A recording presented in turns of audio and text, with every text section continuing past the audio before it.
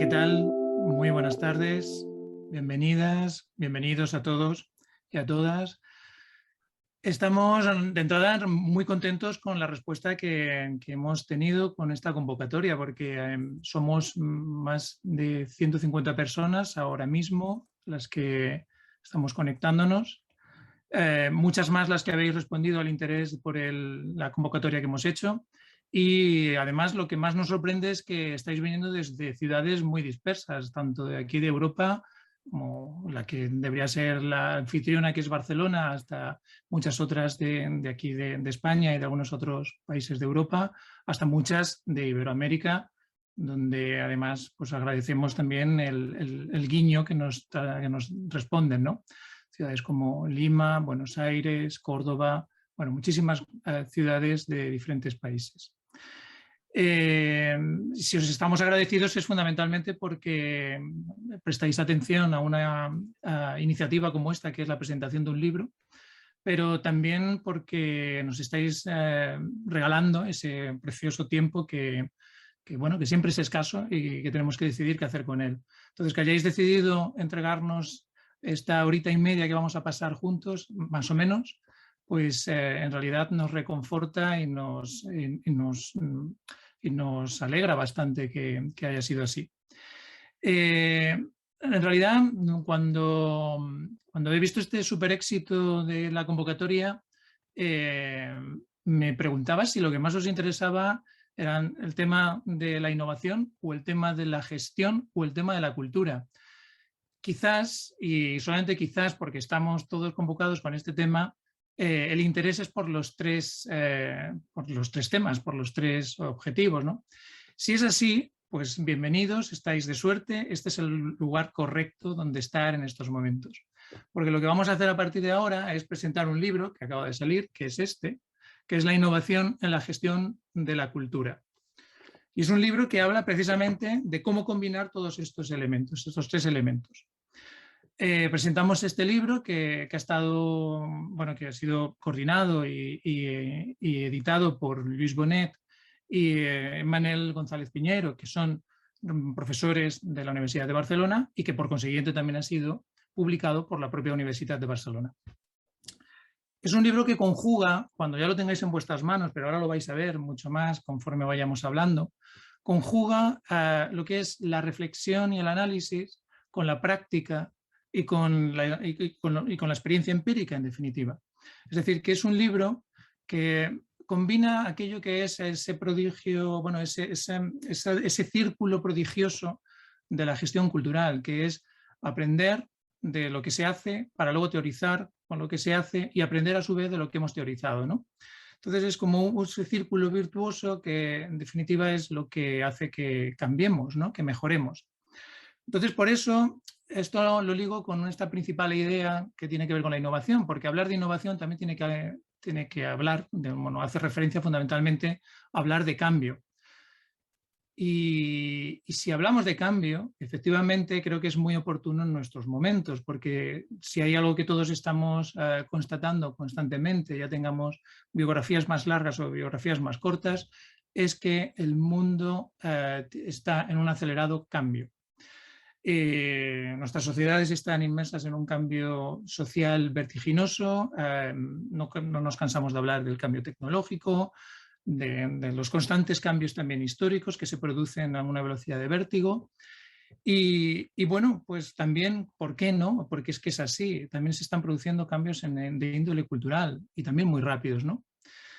Entonces, si es así, cuando hablamos de innovación, lo que queremos también hacer la referencia o lo que queremos hacer es ver cómo estratégicamente adoptamos algunas decisiones o posicionamientos que nos permitan, sin lugar a dudas, posicionarnos mejor en ese ciclo de cambio, ¿no?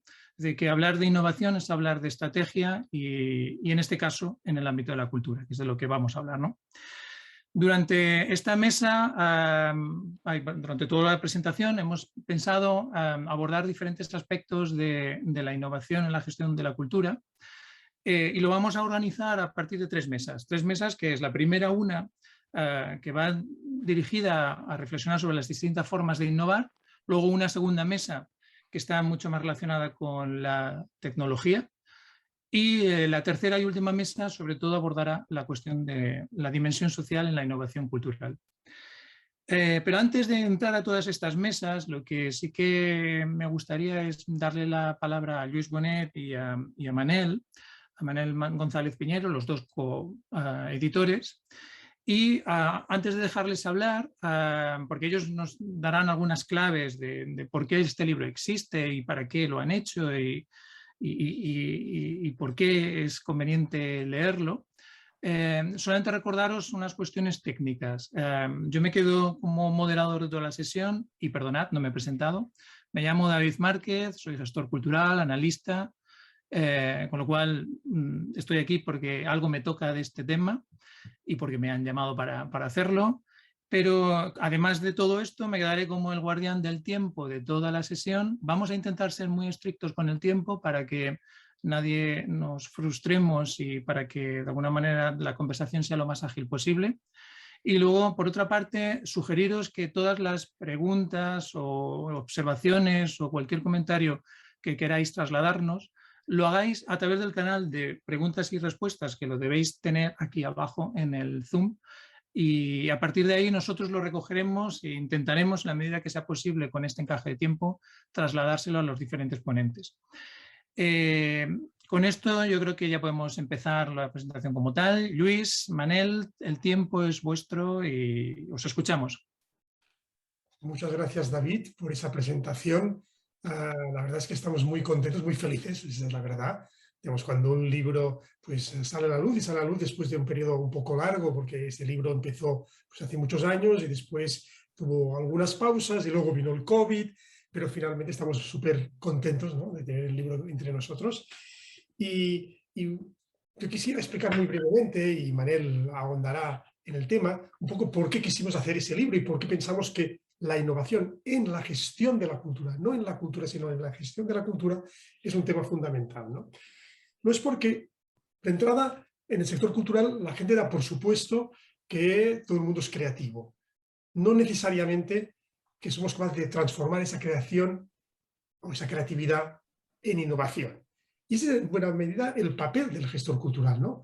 Esa capacidad, digamos, de hacer viables los proyectos, de implementar proyectos, de ayudar a los artistas, de ayudar a los profesionales de la cultura a tirar adelante sus proyectos.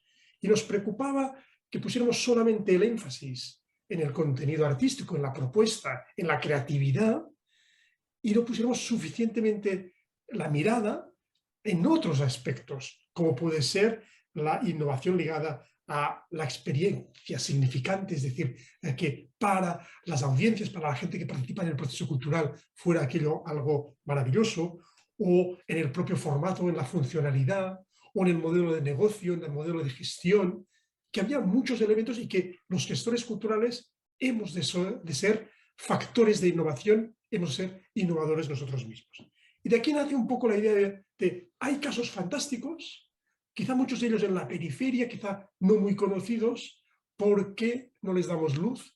¿Y por qué no hacemos además un trabajo conceptual de entrada? Y hablando de esos temas, pues la verdad es que dijimos, ¿y por qué no hacemos un libro?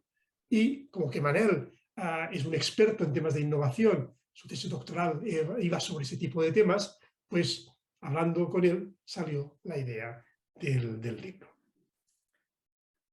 Si me permites, Lluís, me gustaría hacer un apunte porque, de hecho, nosotros tenemos identificado como el momento cero del nacimiento del libro, porque hay una pequeña anécdota que lo ejemplifica muy bien, que es un viaje en avión que estábamos haciendo Lluís Bonet, también Tino Carreño y yo. Volvíamos de... Héctor Sarkorowski, que está aquí con nosotros. Héctor, es verdad, perdón, sí. Y seguramente me dejó alguien más. Creo que también estaba Bruno, que también está por aquí.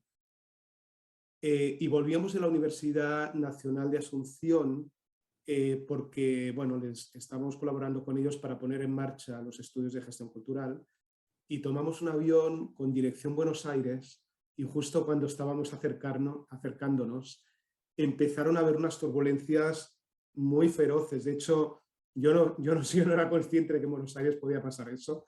Pensaba que era más propio de Miami. Y el avión empezó a ir de arriba abajo. Fue terrible. Lluís y yo hacía como unos minutos que empezamos a hablar de la posibilidad de este libro acabamos allí dándonos la mano, subiendo y bajando, la señora detrás empezó a vomitar encima nuestro. Bueno, fue una cosa, finalmente pudimos aterrizar y yo creo que, bueno, pensamos, eso es como una prueba de fuego, ¿no? Este libro tiene que ir adelante y tiene un significado muy, muy especial. Entonces, únicamente quería marcar ese momento cero. Si queréis, continúo. Otro aspecto que me gustaría introducir. Mira, Bruno dice que sí, que estaba en el vuelo. Sí, sí, sí. Y Graciana Amaro. Y Graciana también. Graciana, un saludo si estás por ahí. Bueno, quería comentar un poco el por qué este libro se divide en estas dos partes. Hay una parte más conceptual y estratégica, en la cual lo que queríamos era sobre todo acercar inicialmente las teorías y conceptos básicos relacionados con la innovación. Y a medida que este primer capítulo se fue escribiendo, que es el capítulo en el cual intento introducir esta parte, fue evolucionando y fuimos acercando diferentes visiones y teorías hasta poner las más actuales y dando siempre muchos ejemplos. Todo esto se acompañaba posteriormente por un capítulo en el cual Lluís Bonet hablaba también de la importancia de la creatividad en la innovación de la cultura y también hacía una aportación aquí muy válida. Y luego, desde el punto de vista de políticas de innovación, Xavier Torrens aportaba esta visión para definir nuevas estrategias en la gestión cultural. Y finalmente esto teníamos el placer de cerrar un poco ese círculo con los retos contemporáneos de la innovación cultural, que es la parte que incluyó Àngel Mestres. Esta parte de conceptualización estratégica y estrategia necesitaba luego evidenciar ejemplos en los cuales plasmábamos ya prácticas de innovación que estaban funcionando y que eran significativas y servían como ejemplo para el resto de la comunidad. Y ahí tenemos ejemplos, no los nombraré todos, creo que es mejor que os acerquéis a ellos, pero tenemos proyectos donde, por ejemplo, la tecnología tiene un papel básico, es una herramienta principal para la definición del proyecto, pero luego tenemos otros proyectos en los cuales no existe tecnología. Y eso para nosotros será muy importante porque es uno de los mensajes que lanzamos. Es decir, los modelos de negocio, que al final es una de las partes en las cuales se produce más la innovación, a veces se apoyan en tecnología, pero no siempre. Aquí tenemos distintos ejemplos muy válidos. Y luego tenemos ejemplos que exploran otros aspectos de toda esa cadena de valor, de ese valor, porque al final de lo que estamos hablando es de cómo percibe el público, el usuario final, cómo percibe que estamos dando respuesta a su necesidad, al problema que nos plantea. Y esto es algo que entendemos que se puede plasmar y se puede enfocar y se puede solucionar de distintos puntos de vista. Ahí, Lluís, no sé si quieres... Lo que quería, digamos, quizá para cerrar esa primera parte, era comentar algunos de los aprendizajes que ha significado este proceso, ¿no? Es decir, los casos nos permiten ver, digamos, distintas miradas, porque hay innovación en el sector público, innovación en el sector, en el tercer sector, innovación en la empresa cultural, hay innovación en la música, hay innovación en las artes escénicas, hay innovación en el patrimonio, hay innovación en el formato festival, en el formato, digamos, en el ticketing, en muchos aspectos que vamos trabajando y en los diferentes casos, pero decíamos, ¿cuáles son los elementos más interesantes? ¿Cuáles son los aprendizajes? Yo quería señalar 3 antes de empezar ya, digamos, las distintas mesas de ese webinar, ¿no? La primera es esa idea que acaba de comentar Manel, esa idea de que la tecnología puede ser un elemento fundamental para la innovación y muchos de los procesos que vemos en ese momento de transformación tecnológica acelerada es el elemento que catapulta la innovación, pero hay muchos proyectos que van mucho más allá, que no necesitan la innovación.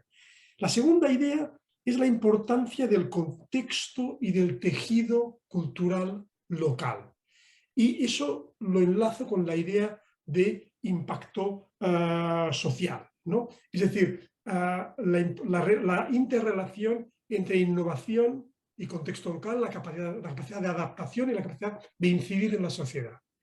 Y la tercera idea, que es bastante recurrente en la mayoría de casos analizados, es esa idea de que el éxito se mide por la capacidad de replicabilidad. Es decir, quizá en otros ámbitos la innovación da monopolios temporales que permiten, pues, por ejemplo, a un laboratorio farmacéutico aprovecharse de una investigación y durante un tiempo aprovechar esa patente. En el ámbito de la gestión de la cultura, el éxito lo medimos por la capacidad de generalización y de adaptación a territorios diversos, por lo tanto, no la copia de la innovación, sino la capacidad de adaptar, pero al mismo tiempo la replicabilidad de esa idea, de ese cambio en términos de significado, de formato, de funcionalidad, de modelo de gestión, etc. Yo creo que esas son tres ideas que quería señalar antes de empezar y de dejar que los autores de los capítulos, no todos ellos hoy están aquí porque tenemos un caso de unos autores italianos que de todas formas sí que están muy cerca de nuestro corazón, aunque hoy no estén aquí, no podían, digamos, de forma fluida pues, hablar en castellano, pero que son nuestros colegas de Turín.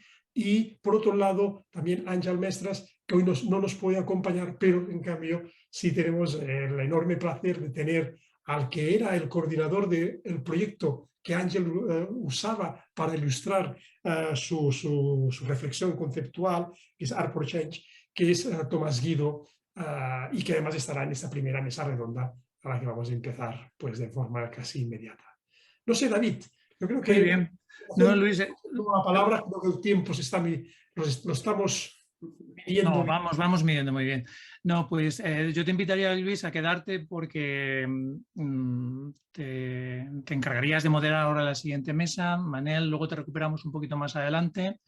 Y nada, lo que acabas de decir esto respecto a esa capacidad de replicabilidad de los modelos me recuerda un poco a ese concepto del cambio de paradigma de Kuhn, ¿no? Porque recordaréis todos que la evolución en el mundo de las ciencias se produce con ese devenir que tienen los propios paradigmas, es decir, un paradigma que entra en crisis porque está cuestionado por algún segmento un poco exterior al elemento central que configura el paradigma, como lo pone en cuestión, empieza a generar otro nuevo paradigma y hasta que no lo aceptan el conjunto de la comunidad, o sea, hasta que no vuelve a ser replicable y totalmente compartido por una amplia mayoría de la comunidad, no se instaura un nuevo paradigma, ¿no? Es decir, que en definitiva, ese último aspecto que has dicho también tiene que ver con lo que estamos hablando, ¿no?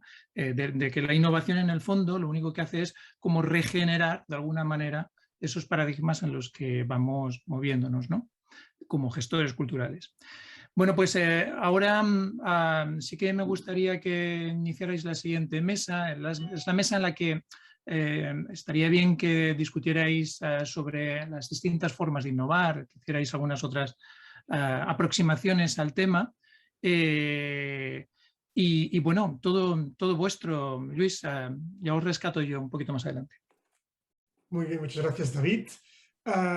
Y muchas gracias también a Cristina, a Xavier y a Tomás, que son nuestros panelistas para esta primera mesa. Y los presento muy brevemente, pero en primer lugar debo decir que los tres son amigos. Y esto es una primera cuestión para mí muy importante. Me hace muy feliz tener a tres amigos aquí para discutir sobre las formas de innovar en cultura. Tenemos por un lado a Xavier Torrents. Xavier Torrents es profesor de Ciencia Política en la Universidad de Barcelona, es el profesor que da Política Cultural en nuestra maestría de Gestión Cultural, y por lo tanto un experto en este tema, aunque en ese trabajo concreto, en ese artículo que el público pues, se fijó en los aspectos, digamos, mucho más de análisis de contexto. Bueno, le dejaré a él que él.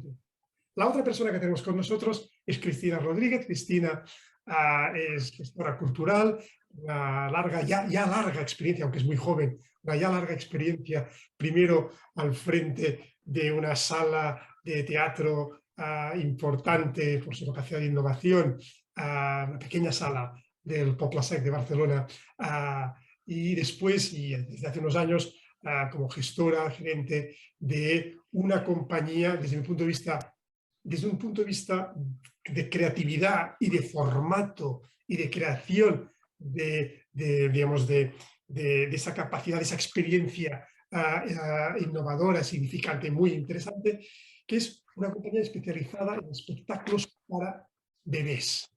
Y eso yo creo, y espectáculos para bebés y con un éxito enorme porque están haciendo temporada en China y en otras partes del mundo, por lo tanto, digamos, ella es la gerente de ese pequeño milagro. Y Tomás Guido, digamos, como he dicho antes, habíamos previsto que hoy estuviera aquí Àngel Mestres, por una serie de circunstancias no puede estar, pero tenemos a Tomás y además, no sé si veis que detrás de Tomás está Planta 1, y Planta 1 es este espacio que ha creado Transit Projectes, que es esta residencia, no para artistas, sino residencia para gestores culturales. Y Tomás es el coordinador de ese proyecto y, por tanto, digamos, y además fue el coordinador de Art for Change, que es el caso que ilustraba Àngel en su caso. Les he pedido a los tres que hagan una muy breve introducción y a partir de aquí, 4 minutos y después tendrán un segundo momento y en 2 minutos utilizarán algunas ilustraciones o algunos ejemplos para intentar explicar esa idea. Por lo tanto, vamos directos hacia el tema. No saben ellos qué orden voy a utilizar, por lo tanto, aquí la duda. Y como que tengo dos mujeres, hay una mujer y 2 hombres, haremos un sándwich y, por lo tanto, vamos a empezar, si os parece, por Xavier, que es el que tengo arriba en mi pantalla, puro azar. Continuaremos con Cristina y cerraremos ese primer panel. Después cambiaremos el orden. Terminamos de momento con Tomás. Xavier, por favor. Hola. Bueno, sí. Bueno, es verdad, estem entre amics. Gracias, Lluís, Cristina, Tomás. Pues bien, a ver, el capítulo del libro se titula Políticas de Innovación Abierta, Estrategias de Nueva Gestión Cultural, y no voy a hacer ningún spoiler. O sea, que tendréis que leer el libro, digamos, que tenemos ahí, lo tenéis que leer porque no voy a poner ni un solo ejemplo del libro. Voy a poner otros para así un poco, a ver si os engancháis al libro y lo leéis. A ver, lo que intenté hacer o explicar en este capítulo es, como decía David Márquez, digamos que hablaba de innovación o de gestión y de la cultura, pues centrarme en la gestión de la cultura. ¿Cómo se puede innovar en esas herramientas que permiten gestionar la cultura?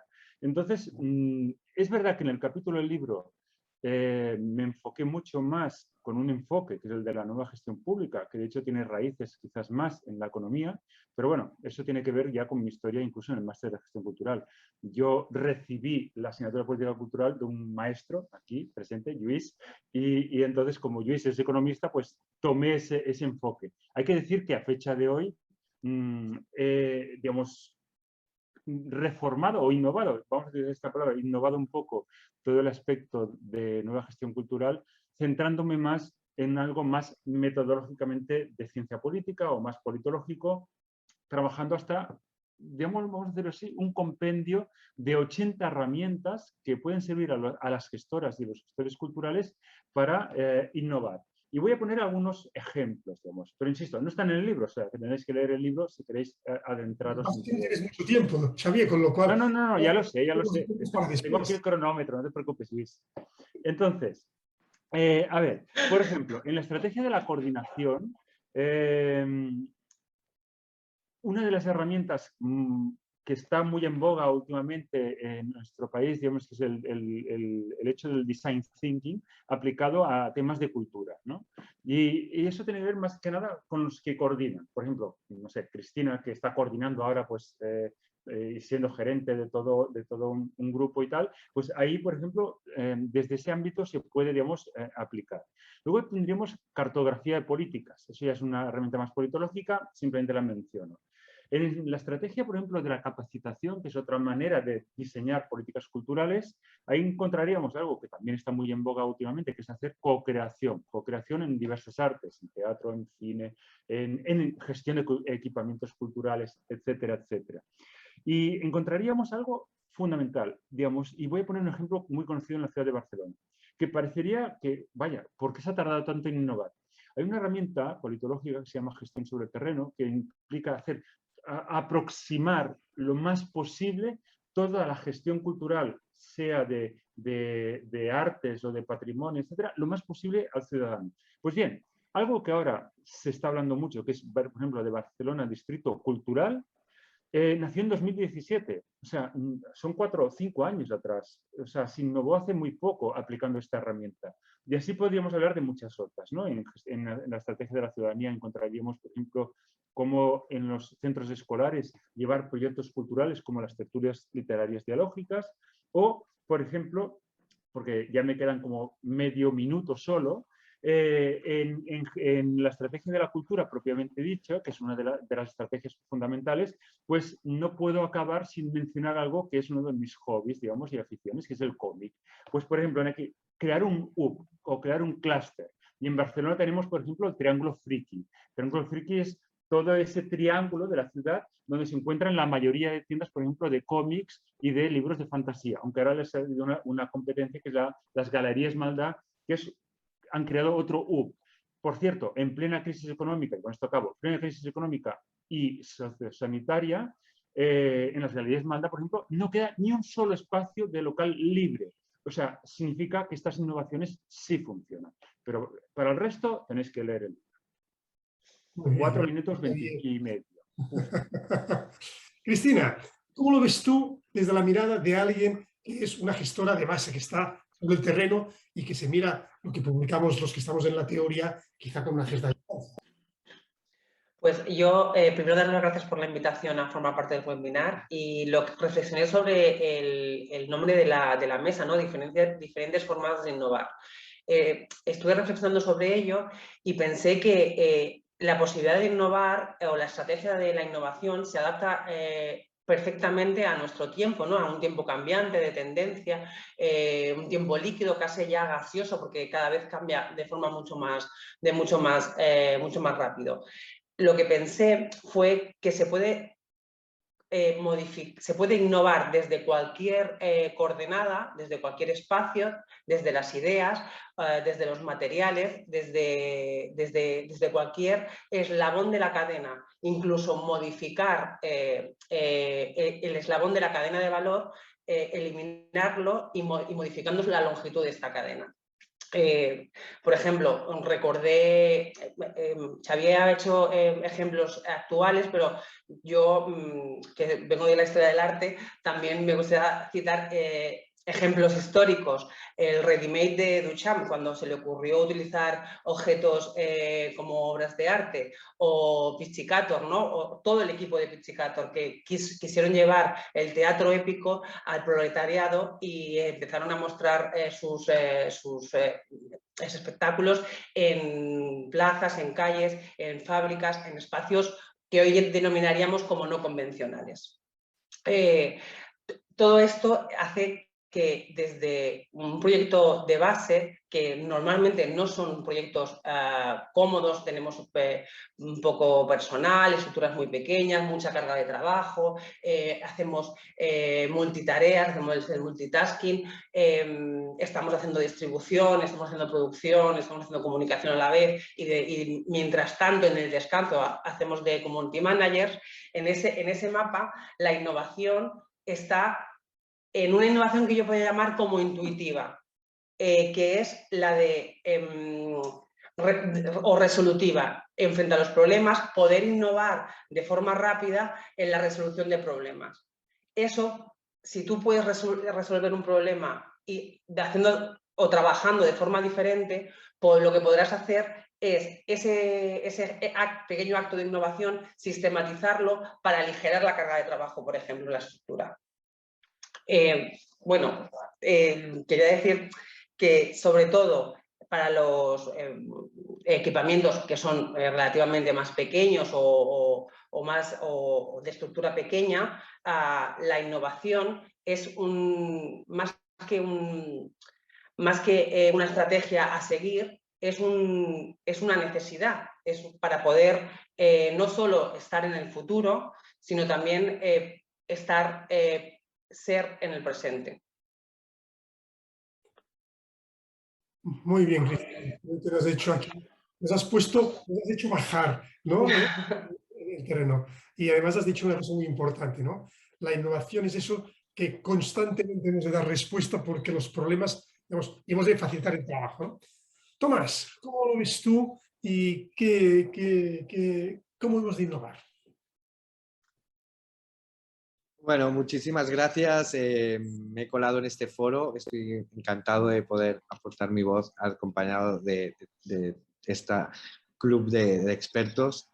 Un honor. Y me disculpo de nuevo por Ángel Mestres, que está un poco, no es COVID, pero está un poco de baja y le hemos prohibido y que descanse y que está pasando unos días así.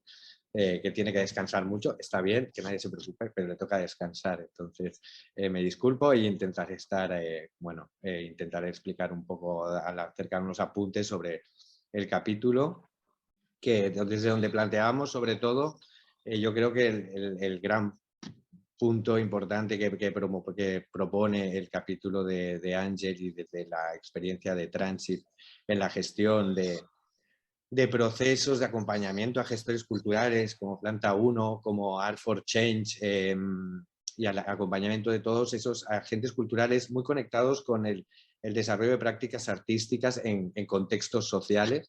Yo creo y aquí sí que hago un poco de spoiler, yo sí, porque me parece que es una lanza importante, es en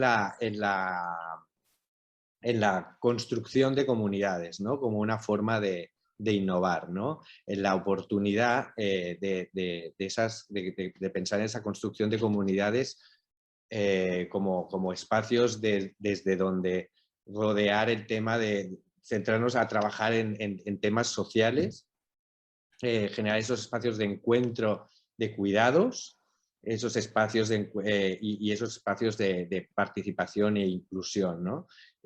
O sea, la oportunidad de construir. Y le decían a Luis antes de empezar, ¿no? La comunidad yo creo que también viene de todo ese proceso de cooperar, de colaborar, de toda esa tendencia de trabajar en red. Incluso ahora se está hablando, ¿no? Desde los ODS, incluso del ODS 17, ¿no? Que es el de alianzas para alcanzar los objetivos, ¿no? Todo ese gran pilar, ¿no? Que ha sido la creación de redes. Ahora creo que tenemos que crear redes humanas, ¿no? Donde las personas estén en el centro y sean esas redes que respondan a retos sociales.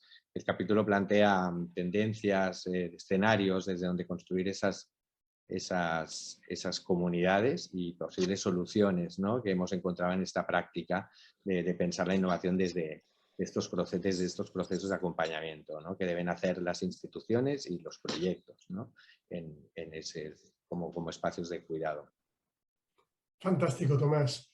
Ahora vamos a entrar en esta segunda fase del debate, en el que cada ponente tiene solamente 2 minutos para intentar ilustrar con algún ejemplo aquello que ha intentado conceptualizar, aunque algunos de ellos ya han avanzado ideas. Xavier, ¿cuáles son tu idea, tu ilustración de aquello que nos planteabas antes? A ver, de hecho, en el campo de la gestión cultural vamos muy avanzados en conseguir políticas con impacto social, que es un concepto que además Luis mencionó en la presentación. Sí, aquí la clave de cualquier política pública, da igual si estamos hablando de políticas ambientales, sociales,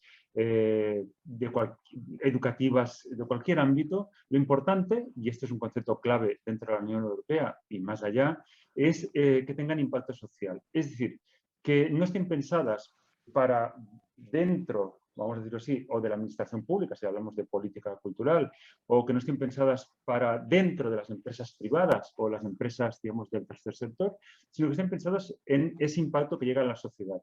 Teniendo en cuenta esto, lo que tenemos que tener muy claro es que gestión cultural ya como tal lleva muchos años, digamos, de adelanto respecto a otras políticas públicas, porque justamente está aplicando parte de estas herramientas, vamos a llamarlo, de esta metodología de políticas de impacto. Yo mencioné una antes, aunque dije, digamos, que ha llegado un poco tarde, que en el caso de Barcelona, que es hasta el 2017 no aparece, por ejemplo, Barcelona Instituto Cultural, que en este caso se aplicaría esta herramienta que llamamos gestión sobre el terreno. Hay otras que ya llevan muchos años, es muy típico o prototípico del mundo de las artes, por ejemplo, o de los artistas directamente, el de unirse en determinadas calles, ¿no? En lo que antes hablaba del del clúster, ¿no? Y lo que tengo que decir es que justamente la gestión cultural es una de las que lleva más innovación, la que lleva más adelante. Pero eso nos tiene que dejar en dormir en los laureles, sino sobre todo centrarnos en continuar innovando. Y por eso dejo aquí, para que deje ese regusto de decir, oh, quiero saber más. Bueno, habría que hablar de los nudge. Los nudge, digamos, sería lo que se podría traducir como de acicate en castellano o esperó en catalán. Esos pequeños impulsos que permiten en la gestión cultural que la gente pudiera participar más, digamos, justamente de las actividades culturales. Lo dejo aquí. Nudge es una de las herramientas que quizás menos se ha utilizado a fecha de hoy en la gestión cultural y eso introduciría una innovación muy importante. Lo dejo aquí y así... Hago un impasse porque lo que estabas diciendo conectaba muy bien con el caso de Tomás, porque el Planta 1 justamente pretende ser un clúster de gestión de innovación digamos, en el ámbito de la gestión de la cultura. Y además Art for Change es un caso que creo que ilustra también parte de eso que estás contando. Tomás, 2 minutos. Me cayó la conexión justo en un momento cuando planteabas la pregunta de la segunda ronda. Me quedaba ahí un poco... ¿Por dónde vamos? No, que la idea no, que era, digamos, intentar ilustrar con el caso de Art for Change ese elemento de innovación. Digamos, ¿qué es lo que nos aporta? Digamos? Bueno, yo creo que os invito a leer en el libro los posibles escenarios desde donde y los dejamos así en incógnito para que los puedan, los escenarios en donde que presenta el contexto actual para la creación de estas comunidades y las tendencias que atraviesan a los agentes culturales y desde donde tenemos que construir esas comunidades. Pero digamos que en definitiva hay tres soluciones o posibles soluciones o posibles maneras que hemos aplicado en Art for Change o en los programas de acompañamiento a artistas, que para nosotros son como, y desde donde podemos innovar muchísimo, es en generar, por un lado, esos mecanismos para detectar y acompañar, identificar a esos agentes culturales del territorio. Hay mucho por hacer, ¿no? ¿Dónde están? ¿Quiénes son? ¿Quién dinamiza? ¿Quién dinamiza a los frikis? Estas es que están casi... nosotros tenemos otra línea que se llama bajo radar, ¿no? ¿Quiénes son esos agentes que están fuera del radar y que son los que aparecen, ¿no? Y que son los que reactivan el territorio, la cultura y se conectan de maneras que no están sistematizadas, ¿no? Esos frikis se reúnen, son 5.000 tipos disfrazados que se conectan por WhatsApp y no hay ni el flyer, ni la convocatoria, ni... Entonces, estas maneras de acercarnos a esos agentes que activan el territorio real, que activan la cultura, y una cultura muy amplia que puede ser desde el veganismo ¿no? Las comunidades LGTBQ. Encontrar desde las instituciones y desde los proyectos nuevas formas afectivas de relacionarnos, flexibles, adaptables, para poder generar otro tipo de relaciones en donde apoyarlos, que no sea presente, sea la convocatoria y rellene el formulario, ¿no? Cómo las instituciones podemos acompañar en el diseño, en el desarrollo, en la gestión, en la comunicación, ¿no? Y estar cerca, ¿no? Y aliarnos con los proyectos, no ser simplemente unos dispensadores de recursos, ¿no? Y por último, estas comunidades puestas al servicio o puestas al servicio de esos retos sociales, ¿no? De esas llamadas o que los retos sociales que debemos afrontar, invitar a los artistas a salirse de su ego, perdón, y a pensarse como qué podemos aportar, ¿no? Desde la cultura, cómo los artistas podemos estar en esas mesas de negociación, de generar soluciones. Para cerrar, completamente de acuerdo con Cristina, el innovar en el gestión cultural es un must, ¿no? Es lo bonito, yo creo. Somos innovadores completos, ¿no? Todos los días y más en estas pequeñas. Me gusta mucho el trabajo desde los pequeños agentes culturales, ¿no? Que son los que realmente están moviendo el tejido y ahora, por ejemplo, en todo el tema del tema digital, de la digitalización de la cultura, en donde vemos estos foros estupendos de Netflix, de Telefónica, de plataformas, de dónde está la digitalización real de los pequeños centros culturales, de qué herramientas contamos, ¿no? Cuáles esas herramientas que podemos, reales, con las que vamos a trabajar. Muy bien. Y ahora tú, Cristina, tienes la última palabra. La mesa se termina contigo. Pues espero no decepcionar. Bueno, más que poner un ejemplo, que ya hemos hablado de varios ejemplos, Tomás lo ha dicho muy bien, Xavi también, yo quería remarcar la innovación sobre la burocracia. Muchas veces el hecho de tecnificar los procesos, sobre todo en las artes escénicas, que llevo 10 años en artes escénicas, de querer ser muy profesionales, hace que toda la estructura de gestión sea muy pesada. Entonces, muchas veces vale más ser mucho más simple, simplificar todo el proceso para que sea mucho más ligera y las pocas personas, los pocos recursos humanos de los que dispones, potenciarlos de esta manera. Sino, yo creo que es interesante la simplicidad en la gestión. Sería un modo de innovación que a mí me gustaría destacar. También tenemos como esa cosa de querer ser muy profesionales, el software y tal, pero o generamos 1000 y un Excel que al final se quedan en papel mojado y es mejor simplificar todo ese proceso y tener horas y mano de obra para dedicarle a otras cosas. Por ejemplo, la compañía en la que estoy ahora, ellos innovaron, es un gesto muy pequeño. Nosotros trabajamos para primera infancia, es decir, de 0 a 3 años. Hacemos espectáculos, danza y música, con tecnología aplicada a la escena. Estamos con grandes producciones, con 12 personas en gira, más técnicos, con grandes producciones para dedicarnos a público familiar. Ellos hicieron un cambio muy sencillo. Desde pensar el niño en el regazo de la madre desde la butaca, subir al niño, al bebé, con el familiar al escenario. Nosotros estamos muy cerca del público, es un público muy limitado, entre 90 y 150 personas solo pueden ver nuestros espectáculos y ese gesto que todavía hoy, después de 11 años que lleva la compañía, todavía sorprende, pero no, cuando un programador nos llama y dice, no, pero si yo tengo 450 butacas, digo, no, esto es para primera infancia, un niño no puede estar viendo, un bebé no puede estar viendo un espectáculo desde la platea, debe estar en el escenario con el intérprete. Y veo a David por aquí, ya me callo. Estoy cortando y paso la palabra a David para introducir la siguiente mesa.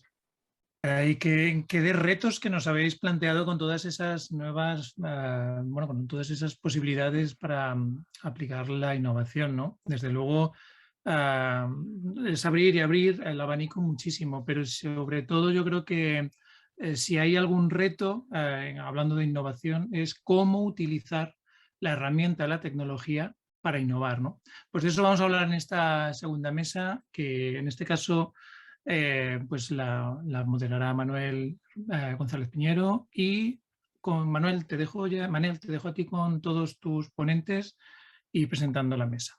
Muchísimas gracias. Estupendo, veo que se van sumando los ponentes. Bueno, para mí es un placer moderar una mesa que parte del punto de vista de la tecnología. Quiero dejar muy claro que la tecnología la entendemos como una herramienta, es decir, al final la innovación lo que pretende es solventar, dar respuesta a las necesidades del público, del usuario, y por tanto entendemos, yo creo que es un punto de partida común entre los asistentes a esta mesa y los participantes, que la tecnología pues, es una herramienta. Dicho esto, antes que adentrarme en el bosque, me gustaría presentar brevemente las 3 personas que me acompañan, 3 personas fantásticas. Maravillosa y que fueron seleccionadas para esta mesa porque los casos que escribieron contienen una parte importante de tecnología. Entonces ahí me gustaría, si me permitís, empezar con Montserrat Estaway. Ella es doctora en Economía de la Universidad Autónoma de Barcelona y profesor titular del Departamento de Economía de la Universidad de Barcelona. Y además es coordinadora del Máster en Gestión Cultural de la Universidad de Barcelona y experta en ciudades creativas. Por tanto, tiene una visión muy transversal porque, en esas ciudades creativas tenemos estos focos, estos nodos de creación cultural y exhibición. Tenemos también a Albert de Gregorio, que es subdirector de Turismo de Barcelona, economista de la Diputación de Barcelona y profesor asociado del Departamento de Economía en la Universidad de Barcelona y docente en el Máster de Gestión Cultural. Hola, Albert. Hola. Y Carolina Grufat es subdirectora de la Maestría en Administración de Organizaciones del Sector Cultural y Creativo de la Universidad de Buenos Aires y es profesora del Seminario de Creatividad e Innovación aplicadas al sector cultural y creativo también en la Universidad de Buenos Aires. Hola, Carolina. Buenas tardes. Bueno, como que es un lujazo teneros ahí. Yo voy a empezar me había preparado una cosa, pero no os asustéis, pero es que hoy leía un comentario de Marc Vidal, que es un gurú, celebrity en temas de innovación y tecnología, sobre todo en habla hispana, y comentaba que en marzo de 2020 empezó el siglo XXI. Y esto, se me ha quedado como grabado y le estaba dando vueltas y digo, oye, pues qué interesante porque realmente nuestro libro aparece antes, pero de manera muy oportuna se publica, debido sobre todo al COVID, se acaba publicando después de esta fecha. Y estamos viendo como a partir de la aparición del COVID-19 muchas organizaciones del sector están buscando, yo he intentado clasificarlo como en 6 cosas, ¿no? Vemos que esta parte de afrontar el reto digital y la intangibilización progresiva sería como un aspecto, actuar con lógicas de sostenibilidad, que es algo bastante transversal, crear nuevos significados compartidos y conectar interna y externamente, desarrollar nuevos espacios de relación con sus públicos, tanto internos como externos, emocionar en todo momento y lugar, o sea, hay una parte emocional ahí que vemos súper fuerte, y la voluntad de generar experiencias. Entonces, dicho esto, mi pregunta sería inicial, porque me gustaría abrir el debate, que fuera un debate vivo, es ¿qué papel ha de tener la tecnología en la definición estratégica de los proyectos culturales dentro de este entorno en el cual nos hemos situado? ¿Cómo atacamos? Pues, ¿quién quiere empezar? Monse misma. Yo misma. Bueno, muchas gracias por la invitación y de hecho citar a Cristian Granados, que fue mi coautor en el capítulo sobre Social Point, que es una empresa de videojuegos. Y bueno, yo cogiendo un poco el hilo de la discusión y del debate, quisiera empezar diciendo que en el fondo con tecnología no se hacen proyectos culturales. Y creo que esto es quizá lo más importante, ¿no? La tecnología es una herramienta que efectivamente acelera la necesidad y la capacidad de innovar de las empresas, pero diría que en la definición de los proyectos estratégicos la tecnología juega un papel que es un papel de reforzar y de ofrecer oportunidades, ¿no? Entonces, quizá parece una tontería, ¿no? Pero y también un poco en plan provocativo. Yo creo que la tecnología es estupenda para generar nuevos modelos de negocio, es fantástica para crear nuevas experiencias, pero sin valores, sin procesos culturales, sin mentalidad, diríamos, que recoja pues, todos estos aspectos que de alguna manera caracterizan a aquellos que se dedican a la cultura, la tecnología no tiene demasiado que hacer. En eso vuelvo a repetir, la tecnología per se no hace proyectos culturales. Y simplemente también reforzar esta idea que decías, ¿no? De que la tecnología acompaña, pero no sustituye. Y entonces creo que, como decía este señor, este gurú que comentabas, bueno, momentos como la pandemia o la crisis del 2008, en los momentos de conflicto y de tensión, es cierto que las empresas buscan nuevas oportunidades y es cierto que la tecnología ofrece nuevas posibilidades, nuevas áreas de negocio e incluso nuevos mercados a los que dirigirse, ¿no? Y estoy pensando en empresas culturales, obviamente, ¿no?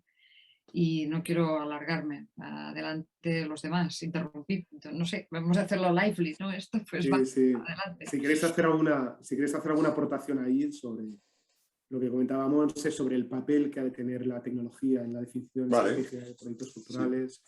Sí. A ver, yo muy de acuerdo con lo que comentaba Montse y, bueno, en primer lugar agradecer que nos hayáis invitado hoy y sobre todo a Manel, tengo que decirlo en público, agradecerle que me descubriese qué era esto de la innovación disruptiva. Creo que fue en el 2015-16 cuando la primera vez que me hablaste de esto.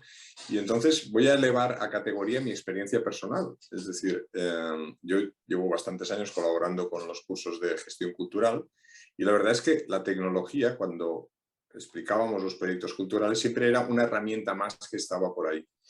Y volver a releer el capítulo que entonces escribimos y recordar las conversaciones con Manel me han servido mucho para ver cómo ahora realmente en todo proyecto cultural la tecnología debe estar presente. Debe estar presente, como decía Montse, siempre y cuando sea necesaria. Es decir, y yo pondría pues, sobre todo el acento en el tema de la usabilidad. No sé si es el concepto adecuado, ¿no?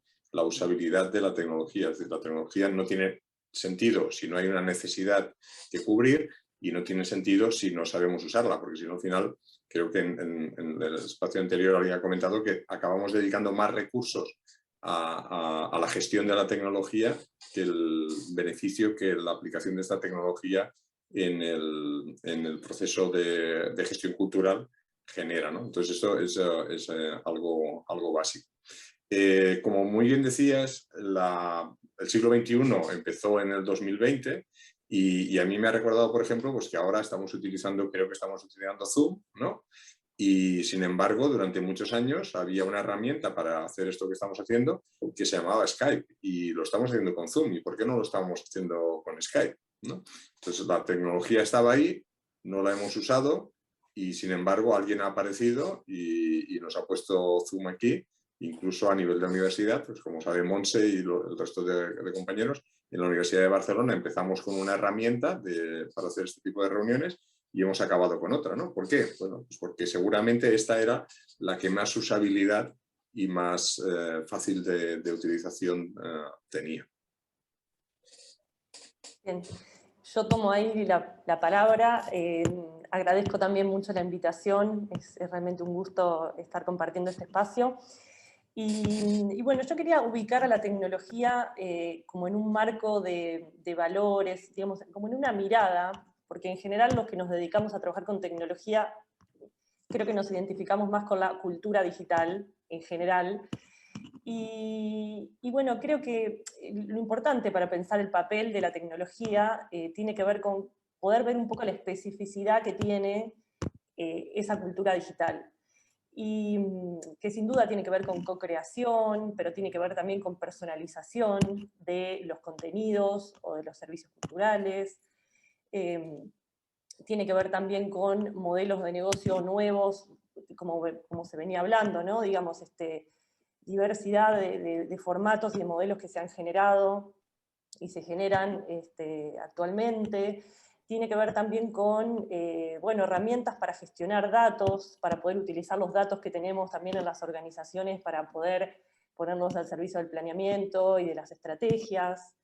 Y bueno, y en este sentido creo que el contexto de la pandemia quizás aceleró la digitalización de contenidos o la digitalización de servicios, pero que no en todos los casos pudimos ver este valor agregado que a veces trae la tecnología o lo digital, digamos, que nos quedamos tal vez con una mirada más centrada en la amplificación o la difusión que la tecnología nos puede aportar, pero que no necesariamente tomamos la propuesta de valor que creo que está asociada a lo digital, ¿no?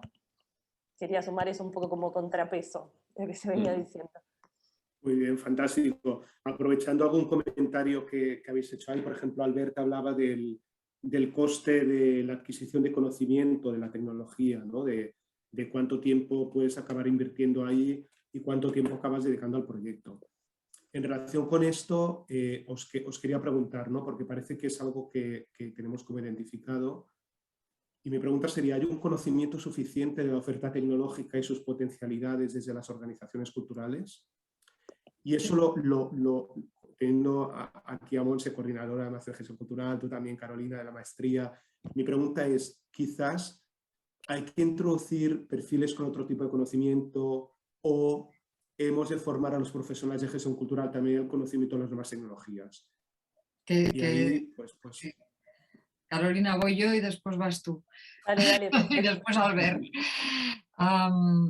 Mira, qué bien poder compartir dudas y inquietudes en cuanto a itinerarios curriculares, ¿no? Porque efectivamente hoy en día el tema tecnológico, nuestros estudiantes y los propios gestores culturales se enfrentan a un mundo de gamificación, programación en código abierto, qué sé yo, a inteligencia artificial y desde luego, no sé en Buenos Aires, pero en Barcelona el alumno o se lo busca por su vida, por su cuenta, o desde luego en el máster en gestión cultural no va a encontrar una explicación a estas herramientas. Esta es una inquietud, de alguna manera me doy respuesta a mí misma, ¿no? Y pienso que quizá, bueno, siempre es bueno aprender, por supuesto, pero que quizá creo que sería más interesante formar gestores culturales que sean capaces de entender. No creo que sea necesario que sean expertos en tecnología, porque para eso ya hay expertos en tecnología, pero sí que deberíamos hacer, y ahí me pongo el compromiso en público, el compromiso de facilitar esa mirada integradora, esa mirada abierta, ese encontrar un lenguaje compartido entre el profesional tecnológico y el gestor cultural. Y eso existe y no solamente es necesario que exista esta comunicación, porque sin ella, tal como decíamos al principio, ¿no?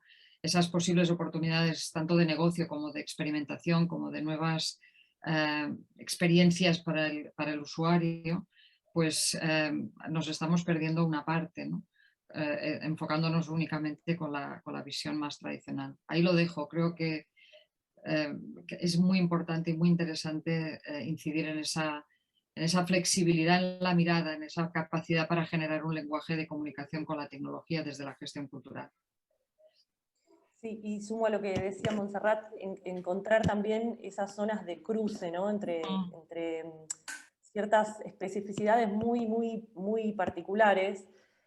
A nosotros no, en particular no teníamos dudas, de hecho era un aspecto prioritario el cómo integrar una cantidad de conocimientos, digamos, desde la Big Data, toda la ciencia de datos, hasta los nuevos modelos de negocio, desde el sector de los videojuegos, como decías, o digamos, o también vinculado al sector editorial o a las plataformas. Y bueno, en particular en nuestro caso, bueno, desarrollamos un espacio de seminarios bastante flexible y bastante permeable a estas nuevas tendencias, a estos nuevos temas, que nos funcionó muy bien en este sentido. Y bueno, y en sí el tema de la pandemia y la digitalización casi forzadamente entró en todas las materias también de la formación por un tema también de coyuntura, ¿no? Por lo menos la última cohorte. Pero creo que, bueno, no hemos metido tantos temas de inteligencia artificial, pero lo relevante en todo caso es lo que se juega, las implicancias que tienen estas tecnologías para las posibilidades de desarrollo cultural, porque, digamos, en términos de invisibilizar comunidades, digo, como también, o potenciarlas, ¿no? Pero realmente van a tener un gran impacto y necesitamos poder analizar estas cuestiones y desarrollar. Si me permitís complementar un poco los comentarios que habéis hecho. Fijaros cómo, y esto Manel lo sabe por experiencia propia, al menos aquí en Barcelona y creo que en muchas otras universidades, la tecnología está en las facultades de ciencia, ¿no? O estaba hasta hace poco tiempo. En nuestro caso, para los que habéis visitado Barcelona, pues estaban al otro lado de la diagonal, ¿no? Y es curioso como en muchas facultades de tecnología existen departamentos de economía, pero en las facultades de economía no existen departamentos de tecnología, ¿no? Entonces, esto al menos para los que somos economistas de formación y de profesión, el otro día cuando preparaba la sesión me llamó la atención este hecho, ¿no? Como desde la tecnología sí que se incorpora la economía, pero desde la economía no hemos sido capaces de incorporar la tecnología con una visión integradora, ¿no? Si puedo subrayar esto, totalmente de acuerdo. Creo que desde las facultades de ciencias están haciendo un esfuerzo mayor en la incorporación de visiones más de ciencias sociales, que no lo que las ciencias sociales están haciendo para incorporar una visión más tecnológica. Totalmente de acuerdo. Sí, sí. Muy relevante esas conclusiones sobre este punto. Realmente yo, por ejemplo, que estoy en dos universidades, una tecnológica y la UB, lo vivo y realmente es así. Permitidme, cogiendo este hilo, porque es muy interesante, estamos observando a partir de esas áreas de conocimiento una hibridación de esos conocimientos y esas tecnologías. Y estamos viendo cómo diferentes campos, por ejemplo, la industria musical explora nuevos formatos a través del videojuego, ¿vale? Lo hemos visto incluso, pues conciertos que tienen 13 millones de espectadores en una plataforma como Fortnite. Y bueno, ahora todos los artistas quieren utilizar el videojuego para hacer sus conciertos, hacer la promoción de sus trabajos, o como algunas producciones audiovisuales nos permiten interactuar con personajes en un videojuego, o cómo puedo crear festivales que temáticamente exploran potencialidades de un área de conocimiento, como por ejemplo hemos visto en Barcelona hace un mes con un festival de música como el Sonar, que hibridaba música e inteligencia artificial. Esto que estamos viendo y que cada vez va como más acelerado y van apareciendo más propuestas, ¿hacia dónde nos lleva? ¿Hacia dónde nos lleva este camino? ¿Y qué ventajas e inconvenientes identificáis? ¿Quién se lanza ahí? Va. Sin miedo. Esta es más difícil. No, pero es decir, pero esta hibridación, que es una vía de innovación muy importante, ¿no? Porque al final es unir conocimientos que a lo mejor estaban inconexos y los pones de forma común. Por ejemplo, Carolina, tú comentabas de que la inteligencia artificial la estáis aplicando ya en vuestros estudios. Es decir, este camino de hibridar conocimientos, ¿por dónde nos lleva y qué ventajas e inconvenientes veis ahí? ¿Tiene sentido ir por ahí? ¿Se va a ir más por ahí? Bueno, ahí lanzo una primera piedra, también sin ser demasiado experta en esta idea del futuro, ¿no? Porque como buena economista me aterra predecir, pero bueno. Yo creo que es evidente que estamos en un momento, se decía al principio, David comentaba que vivíamos en un momento de transición, de tsunami digital, ¿no? Y que esto es evidente que está generando unas sinergias y como comentabas, ¿no? Nuevos campos de investigación, nuevos campos de promoción de nuevas de nuevos proyectos, de nuevas ideas culturales, ¿no? No nos olvidemos que estamos ahí en cómo hibridar entre el proyecto cultural y la tecnología. Pienso que los lugares existen para nuevas oportunidades. Hay un peligro que es que lo que se dice en inglés siempre, ¿no? Que the winner takes it all. Y cuando el winner takes it all significa que el ganador se queda con todo, y normalmente el que puede quedarse con todo es aquel que tiene mayor recurso y más posibilidades para hacerlo, ¿no? Por lo tanto, en un mercado que históricamente la cultura es como no, evidentemente que hay monopolios y hay grandes empresas, pero sí que tenemos un 85% en general de pequeñas empresas. Mi pregunta o mi duda es hasta qué punto todas ellas se encuentran en disposición de aprovecharse de esta posible hibridación, ¿no? Y de estos nuevos mecanismos. Es verdad que desde las instituciones se está haciendo un esfuerzo enorme para promover en la pequeña idea, la pequeña empresa, este tipo de hibridación. En el RISC-CAT, hay un montón de ejemplos, ¿no? de financiar nuevos experimentos, pero mi duda quedaría ahí, ¿no? ¿Quién es el que finalmente puede beneficiarse de esto? No sé, ahí lo dejo. Sí, yo creo que en parte las ventajas podrían vincularse a temas de formación de públicos, digamos, desde estrategias transmedia, diferentes tipos de formatos, como comentaban. También para poner un poco en algunas implicancias no tan buenas, todo el tema de la inteligencia artificial podría no visibilizar de la misma manera a todos los grupos o toda la diversidad existente, digamos, y ahí es donde me parece que también está bueno como tener una posición crítica, ¿no? Y tener capacidades para también analizar esos sesgos. Y bueno, por otro lado también suele haber una posición como más extractivista, ¿no? Como decimos acá por estos lados, es decir, que a veces las comunidades dan información o generan un montón de recursos, pero poco de eso vuelve muchas veces en términos de valor. Entonces, como que me parece que esto termina siendo una invitación a implicar también a las comunidades en otros roles mucho más de co-creación, mucho más participativos, y donde efectivamente eso vuelve en valor, digamos, social, en algún sentido, ¿no? Y cultural. Yo, haciendo un poco de spoiler de mi capítulo, que es sobre Codetickets, que fue una empresa que no nació del ámbito tecnológico, nació de una asociación de casas de música preocupadas por el ticketing, por la venta de entradas, ¿no?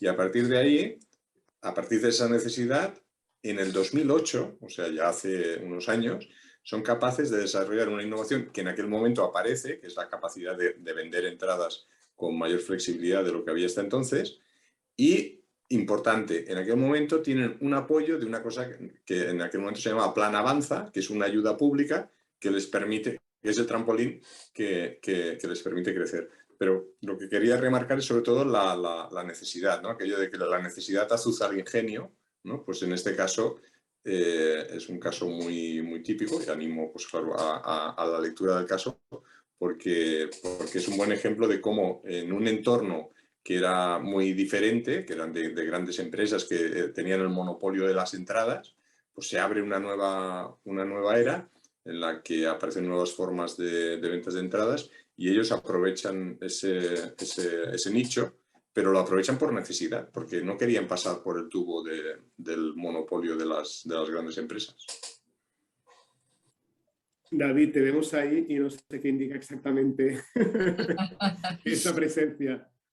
Bueno, ya veis que lo estamos haciendo delicadamente, no es muy abrupto ni genera muchos malestares a nadie. Pues muchísimas gracias, porque realmente habéis abierto otra vez más aún el abanico, habéis lanzado unas reflexiones muy, muy interesantes, y seguramente que, bueno, como este tema de la tecnología lo tenemos muy presente, probablemente nos han interpelado a todos los que estamos escuchando. Pues Manel, muchas gracias. Muchas gracias a Montserrat, a Montse, a Albert y a Carolina, porque bueno, es un placer todo y la distancia, tenerlos aquí tan cerquita, tan agrupaditos todos. Y es un placer conversar de esta forma. Gracias a ti. Chao. Gracias. Gracias. Bueno, pues me temo que ahora me quedo yo solo porque me toca a mí moderar la última de las mesas. Es la mesa en la que, como os prometí al inicio, o como os había dicho al inicio, vamos a tratar el tema de la dimensión social en la innovación en la cultura. Y ya habéis visto que de todas formas que es uno de los temas que han aparecido a lo largo de las diferentes conversaciones, ¿no? Desde el momento en el que también lo citó Luis como una de sus 3 grandes conclusiones, pero también en las diferentes otras conversaciones ha aparecido esta responsabilidad social o este compromiso de la cultura con respecto a la comunidad. Es decir, de diferente manera han ido apareciendo estos temas relacionados con la dimensión social en la innovación, ¿no? Pues eso es lo que vamos a hablar y me gustaría invitar a los siguientes ponentes de la mesa. Voy a ir haciendo una pequeña presentación conforme vayan a ir apareciendo y luego os explico la dinámica. Y por una parte, tenemos invitado a Héctor Szargodorowski, que también es otro de los representantes de la América lejana, la del Cono Sur. Pues para no equivocarme, Héctor es doctor en Administración por la Universidad de Buenos Aires y es miembro del grupo de expertos en políticas culturales de la UNESCO. Héctor también es fundador y director del Observatorio Cultural en la propia Universidad de Buenos Aires, donde trabaja. Pero además es un prolífico analista y además colaborador habitual de los programas de la Universidad de Barcelona y particularmente editor de algunos otros libros muy interesantes que os aconsejo investigar. Bruno Macari también es otro de nuestros invitados. Bruno Macari también está vinculado con la Universidad de Buenos Aires, es donde coordina el máster de gestión cultural, si no me equivoco mal, y además es alguien que tiene una mirada mucho más concentrada con el tema de las artes escénicas, en el ámbito de las artes escénicas, de donde probablemente conocerá mucho más, ¿no? Y Giada Calvano, por su parte, es doctoranda también dentro de la Universidad de Barcelona, en este caso, en el programa de Gestión Cultural y Patrimonio, y es investigadora también dentro de la universidad, y además de todo eso tiene una larga trayectoria en algunos otros proyectos y de cooperación cultural, sobre todo en relación con la dimensión europea, ¿no? Con las cooperaciones a nivel europeo. A todos ellos les he propuesto un pequeño juego, ya que nos tocaba la enorme responsabilidad de ser la última mesa y por consiguiente hacer un esfuerzo por captar todavía mucho más vuestra atención, que entendemos que puede estar un poco mermada, aunque el tema de la innovación os esté citando aquí con interés, pero en cualquier caso les he propuesto hacer un pequeño juego, y es que cuando aborden el tema de la innovación y de la dimensión social en la innovación, mejor dicho, les he pedido que lo hagan a partir de 3 premisas, es decir, que nos aporten una persona, que es la que les evoca algo en relación con el tema, también una frase y que nos expliquen por qué, y una imagen. Entonces, quizás empezaría con pediros que me habléis de cuál es esa persona en la que habéis pensado cuando os he pedido que reflexionéis la dimensión social en la innovación y que me expliquéis un poquito el porqué. Ya sabéis que aquí vamos a intentar hacerlo un poco dinámico porque hay como varios turnos de palabra y vamos a ir un poquito, bueno, un poquito más ligeros, ¿no? Pues Bruno, yo te pediría que me dijeras cuáles son esas personas que tú has pensado. Muy bien. Bueno, gracias por la invitación. Primero que nada, digo, es muy lindo compartir este encuentro, ser parte de esta publicación colectiva, que siempre es bueno participar de una publicación, más en este contexto, pero sobre todo si es con colegas tan queridos y admirados como ustedes, que me alegra mucho volver a verles. Cuando pensamos el diseño de la publicación y cuando pensamos los aportes que iba a hacer, algo que a mí me interesaba pensar mucho, y ahí voy a las personas puntualmente, era pensar en los límites de la innovación y qué pasaba en casos que a priori quizás no pensábamos tan asociados a la idea o a las estrategias de innovación. Y en ese sentido me acerqué a una organización que se llama el Centro Rural de Arte, con base en Buenos Aires, y sus referentes, sus directoras, que son María José Truco y Elina Rodríguez, digo, son las personas que elijo, porque de la mano de ellas también, a partir de entrevistas y de un trabajo de temporalidad y de compartir y de entrar en ese tránsito también de entender la cocina y los resortes del trabajo de esta organización, digo, son las que también me permitieron adentrarme en esto y poner un poco en tensión eso. Digo, la idea de explorar los límites de la innovación, en el caso de mi artículo, tenía que ver con el propio trabajo de la organización, digo, que trabaja en un esquema nómade, itinerante, con base en Buenos Aires, pero desde ahí con mucha movilidad y con muchos proyectos en territorio, pero al mismo tiempo muy alejada de esa dicotomía que planteábamos al inicio entre innovación vinculada a la tecnología, ¿no? Y de lo que se habló recién. Entonces, está muy lejano a esto, pero al mismo tiempo, digo, entender esos límites, esos resortes profundos de la innovación, me hacían precisamente entender que puede haber una matriz más allá de lo que habitualmente entendemos o asociamos a la idea de innovación, que por lo general quizás en términos técnicos Manel va a poder aportar mejor, quizás queda más circunscrito a lo que es la innovación cerrada, ¿no? Los procesos de innovación como más lineal, más cerrada. Pero, digo, casos como este, de la mano de este grupo en particular, que al mismo tiempo tienen su conformación, por ejemplo, un gestor, pero también tiene un productor agropecuario dentro del equipo de trabajo. Entonces, plantean todo un esquema de itinerancias, de vinculación con territorios, de conocimiento de las comunidades, de integración de saberes diversos, que a priori podemos pensar que son saberes diversos y muy distintos, en lo que ellos denominan y ellas denominan una plataforma operativa interdisciplinaria, ¿no? Precisamente trabajar a partir de esos cruces como materia prima, como germen, como insumo, para los procesos creativos, que por supuesto tienen, digamos, resultado artístico, pero que también tienen resultados en materia de investigación, de transferencias comunitarias, de investigaciones, entonces, de réplica de esos proyectos, como hablábamos hoy temprano, digo, de replicabilidad de esas iniciativas en otros contextos y en otros territorios. Entonces, realmente me pareció como muy importante, digamos, ellas, digamos, las elijo como para pensar en materia de innovación, Perfecto. precisamente porque es algo que podemos Pues pensar muy alejado. tomad nota, los dos responsables del proyecto, María José Truco y Elina Rodríguez. Esos son tus nombres. Del Perfecto. Centro Rural de Arte. Héctor, ¿qué nombre nos podrías sugerir tú? ¿Qué persona? Bueno, permíteme primero, David, agradecer la invitación no solo a este encuentro, sino a participar en el libro que nació, como contaba Manel y yo no sabía, en un momento increíble, en este viaje de horror para mí entre Asunción y Buenos Aires, donde realmente yo lo que estaba era muerto de miedo y me temblaban las piernas, y me parece como increíble que alguien, nuestros dos colegas y amigos Luis y Manel, se hayan podido pensar en hacer un libro. Eso es innovación. Eso realmente es extraordinario, pero también me hace pensar que cuando bajamos en el Aeroparque en Buenos Aires, y yo me temblaban las piernas, y Luis dice, pero qué buen billete de avión, por el mismo precio acrobacia aérea, incluida.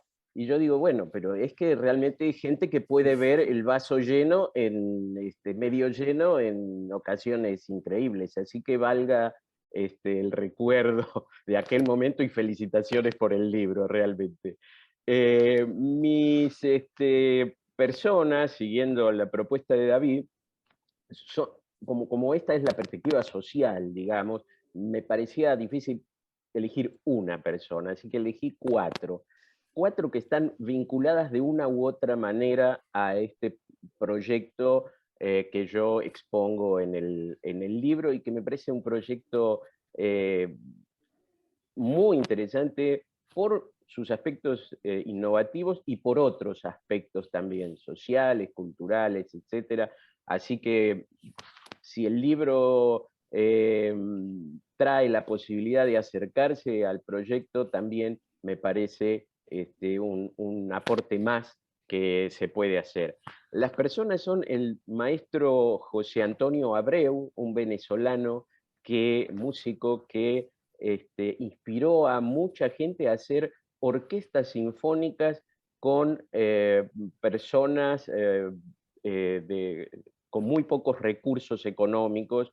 De hecho, trabajó en los barrios más pobres de Venezuela y exportó su método a toda América Latina, de donde lo toman una persona en Paraguay, un músico muy reconocido, Luis Sarán, y luego un ingeniero ambientalista, pero a la vez amante de la música, que se llama Fabio Chávez, que es, digamos, el alma mater del proyecto y quien lo continúa actualmente. Después, quizás si hay oportunidad, me voy a referir a la sustentabilidad de los proyectos y cómo la innovación juega favorablemente en esa sostenibilidad. Y el último es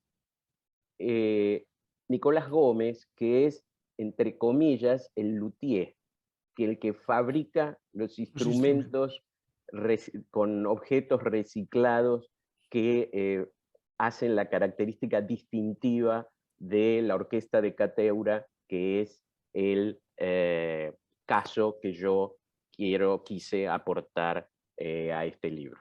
Muy bien, perfecto. Pues muchísimas gracias, Héctor. Yada, de tu parte, ¿qué persona nos propones? Vale, yo también me sumo a los agradecimientos tanto por estar aquí como la participación en el libro. Importante, quiero también nombrar a Luisella Carnelli, que no puede estar aquí hoy, pero que es coautora conmigo del capítulo del libro que hemos escrito juntas.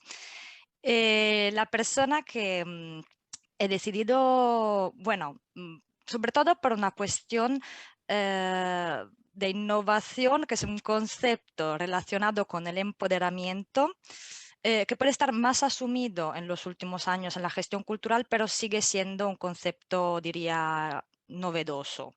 Esta persona es un filósofo francés que es Jacques Rancière, que ha tratado muchas temáticas, pero hoy me interesaba más la reflexión contenida en el libro El espectador emancipado, ¿no? Que está a la base de proyectos artísticos y participativos, como es el caso de Takeover. En El espectador emancipado, Rancière revisa la figura del espectador y el creador, y podemos decir también en nuestro caso del gestor cultural, y nos dice que los límites entre los dos no son fijos e inmutables, que la reflexión estética puede estar en cualquier individuo y no es algo propio de los artistas o de los profesionales de la cultura, ¿no?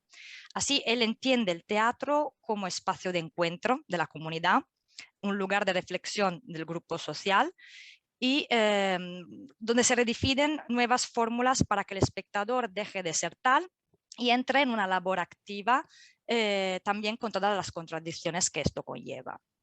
Rancière, entonces, bueno, me gusta también porque nos hace cuestionar qué rol está cumpliendo el espectador en el teatro en nuestros días o qué relación se está desarrollando entre creadores, gestores culturales y espectador.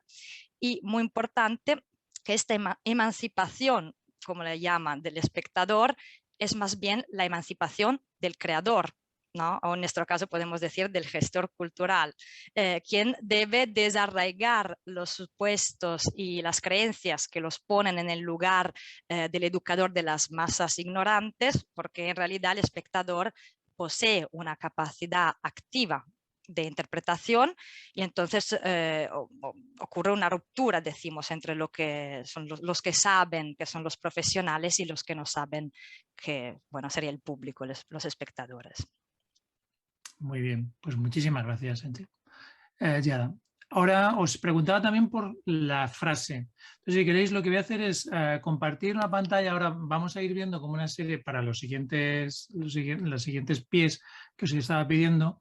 Voy a compartir pantalla y os voy a ir dando el turno de palabra y vais interviniendo conforme os lo vaya diciendo y así vamos viendo las diferentes otras aportaciones. Vais haciendo algunos comentarios conforme queráis un poco complementar alguna idea más. Así que comparto pantalla y vamos a ver qué tal sale este experimento.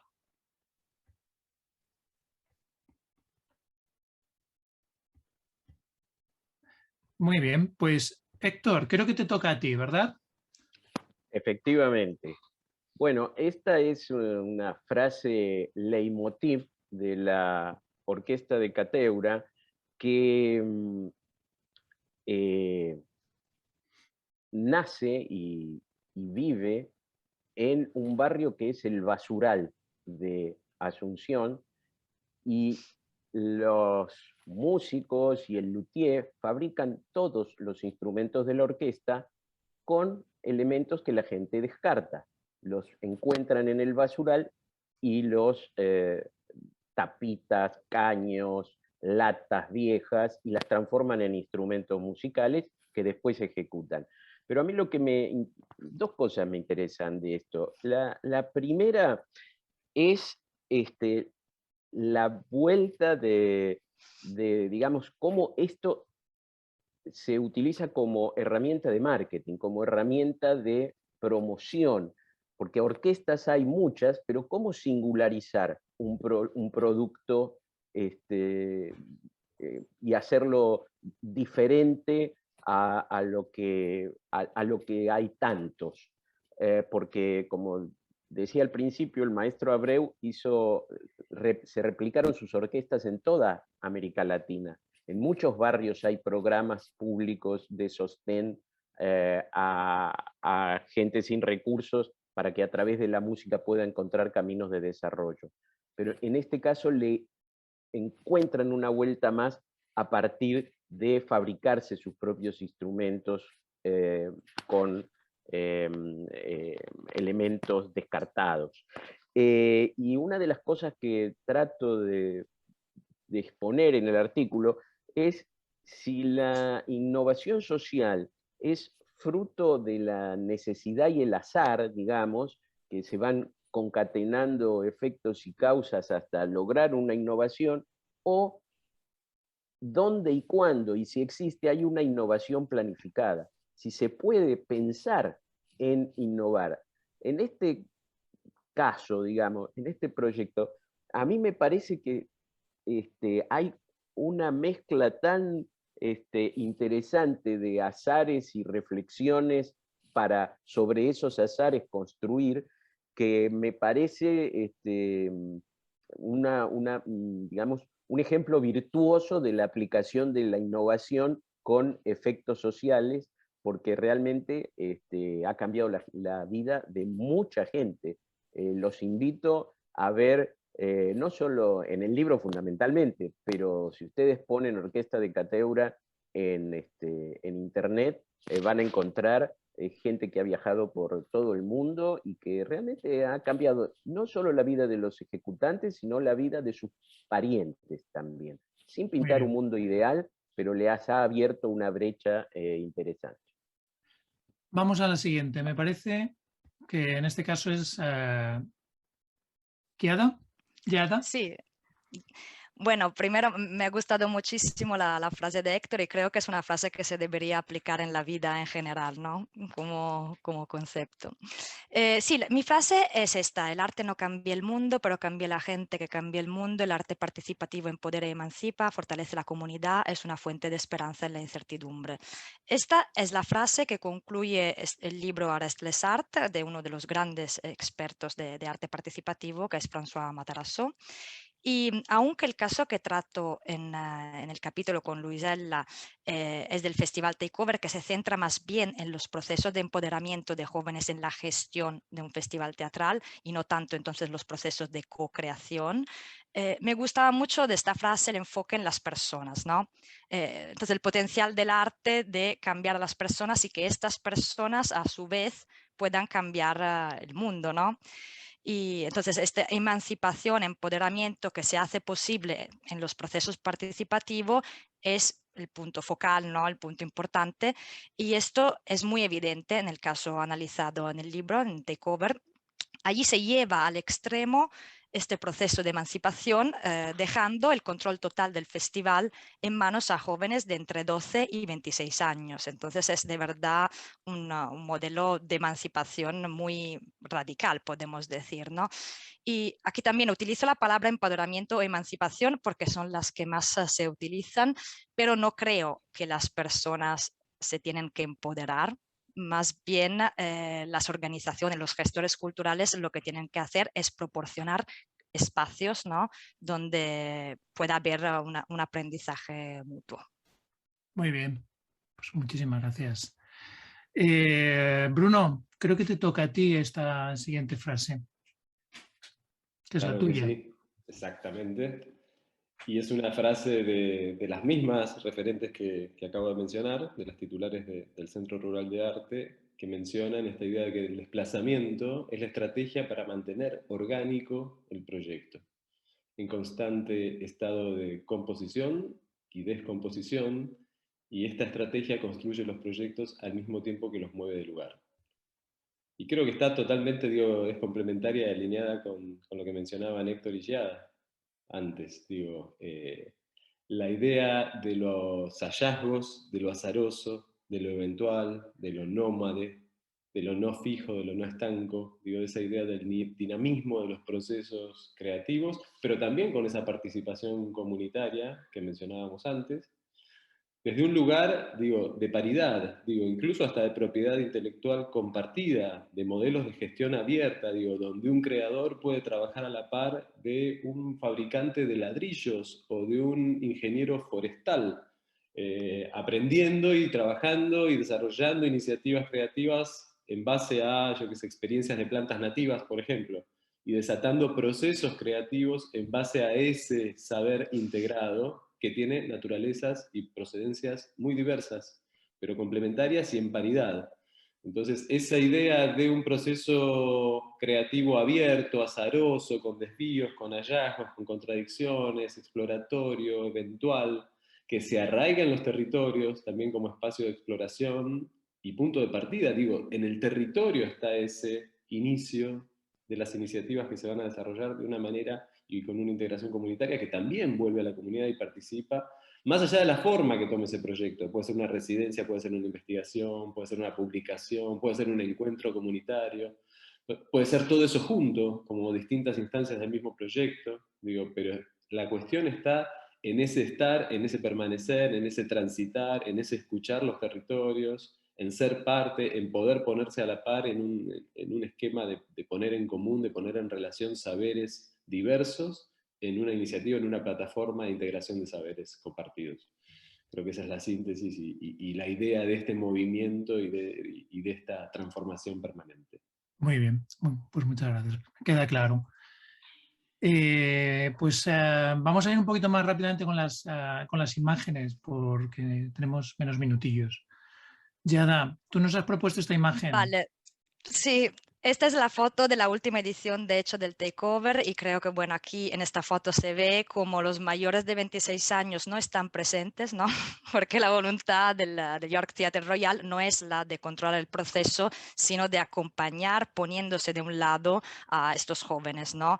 Y de hecho, el exdirector artístico del teatro, que es Damian Cruden, nos dice que es un cambio muy grande que ha ocurrido, no es solo a nivel individual y relacional entre los participantes, sino sobre todo a nivel organizativo, ¿no? Y este cambio organizativo ha hecho que las personas que trabajan en el teatro, en el York Theatre Royal, no se sientan simplemente expertos o líderes culturales, sino que han pasado a ser facilitadores para estas personas no profesionales que puedan crear arte y tener una voz en la programación y en la gestión del teatro. Y este cambio ha provocado un cambio en la misión, entonces también en este caso un cambio, una revolución total en este proceso. Entonces un aprendizaje mutuo que han podido tener tanto claramente el aprendizaje que han tenido los participantes más jóvenes como las personas del teatro que han colaborado a crear este entorno, ¿no?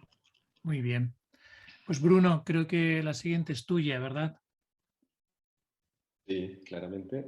Es una foto, una imagen muy local, diría. Tiene mucho de lo nuestro. y mucho del caso, digo, es una experiencia del grupo, del Centro Rural de Arte, y me parece que sintetiza muy bien las cosas que veníamos hablando, ¿no? Esta idea de lo frágil, de lo compartido, del tránsito, de lo colectivo, digo, porque la pregunta también refiere a en qué pensamos, ¿no? Cada uno, todos en conjunto, en lo común, en lo público. Cuando pasamos por este lugar, ¿no? Digamos, la territorialidad de nuevo, la marca de lo local, de la ruralidad, por supuesto, del contexto local, pero también una idea que no mencioné y que me parece que es clave también respecto a las marcas de innovación y por qué hace también este proyecto tan innovador, que es la cuestión de la documentación. Digamos, la idea de la propiedad intelectual compartida la mencioné, la de la gestión abierta la mencioné, la transferencia a la comunidad, hay mucho de eso también, de participación comunitaria, pero también las formas de documentar y dejar registro y memoria de estas iniciativas, que pueden ser, digamos, de múltiple naturaleza, pueden ser, digo, registros, no sé, artísticos o documentales, digamos, de otros formatos, creativos, visuales, digamos, de memorias, literarios. Entonces ahí también hay una implicancia de la comunidad a la hora de apropiarse de esos procesos, que son, digo, como sintetiza esto, a la par, pero con sus destiempos, con sus problemas, con sus desequilibrios, con su trayecto compartido, con su rumbo, con su deriva, y me parece que es una síntesis perfecta del caso, y de esta idea de cómo podemos también ser innovadores más allá de que estemos alejados de la dimensión tecnológica o de las herramientas tecnológicas, como decíamos, pero me parece que es un caso que permite entender precisamente esos resortes más profundos de la innovación, lo que hace una matriz realmente innovadora, y si chequeamos las distintas componentes, los distintos rasgos de la innovación, creo que todos se cumplen en las experiencias del Centro Rural de Arte. Muy bien.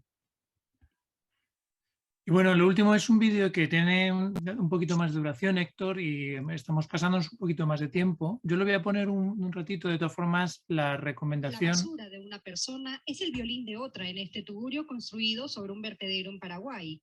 Aquí en Asunción, un grupo de jóvenes músicos se reúnen para tocar de todo, desde música clásica y folclórica a Frank Sinatra y los Beatles, con instrumentos hechos totalmente de basura.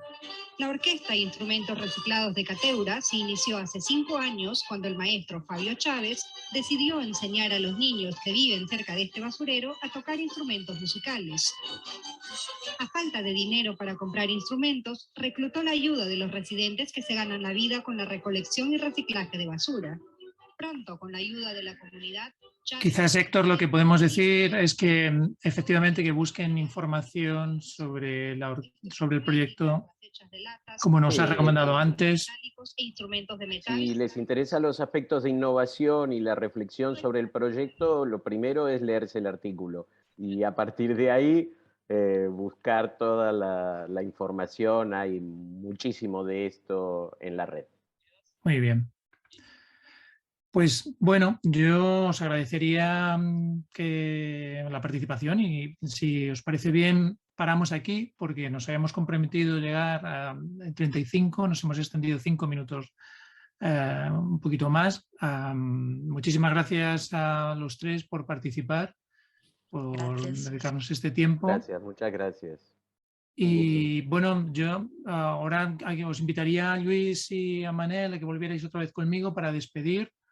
Más que nada, bueno, pues creo que hay que desearle buena suerte al libro, recordar que ya está disponible, estas cosas que son un poco de merchandising habitual, pero bueno, leedlo porque es cierto que dentro hay no solamente muy buenas ideas, sino también hay muchos ejemplos y hay, como decía al inicio, ese pensamiento circular en el que podemos hilar la teoría, la reflexión con la praxis y con los casos concretos, ¿no?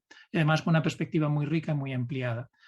Yo, por mi parte, nada más que dar las gracias a todos los participantes, la confianza a la Universidad de Barcelona por hacer no solamente libros, sino por hacer también esta presentación. Y particularmente yo creo que aquí vamos a coincidir todos a Carlos, que es el que ha viabilizado que esto funcione, y sobre todo porque parezca que no, pero también ha hecho él una pequeña innovación en su práctica y que parece ser que le ha salido bastante bien, y es utilizar este entorno de Zoom, o esta aplicación concreta de Zoom, no el Zoom como tal, sino esta forma de seminario que parece que nos ha funcionado lo suficientemente bien gracias a esa pequeña innovación que ha decidido hacer Carlos. Carlos, muchas gracias. Y yo, nada, también agradecer creo que es bueno recordar a las 63 personas que han estado asistiendo. Y particularmente, bueno, pues recordar algunas de todas esas ciudades, ¿no? Barcelona, Lima, Santiago de Chile, Valencia, Ciudad de México, Madrid, Bogotá, Buenos Aires, Caracas, etcétera, etcétera. Ha sido siempre bastante reconfortante que estéis ahí, que nos acompañéis en esta presentación. Manel, Lluís, todo vuestro para decir cuándo tenemos que desconectar. Bueno, en primer lugar, agradecer a todos los autores de los capítulos, a todos los ponentes de esta jornada, porque sin ellos ni el libro ni ese webinar hubiese tenido lugar. Por lo tanto, creo que ha sido muy interesante y me lo he pasado muy bien. Aparte que ha habido mucha innovación. Al final, David, esa idea de las frases, de los personajes, hasta del vídeo, creo que le ha dado mucho dinamismo. Pero sobre todo yo quiero agradecer a los casos que se han dejado radiografiar, que se han dejado entrevistar. Es decir, los investigadores no haríamos nada si no hubiese gente dispuesta a ser mirada críticamente y a entrar en ese diálogo con nosotros, y la verdad es que seleccionar, pero al mismo tiempo encontrar casos interesantes que se dejan entrevistar, que se dejan analizar, pues es un placer, y es lo que nos permite avanzar y crecer colectivamente.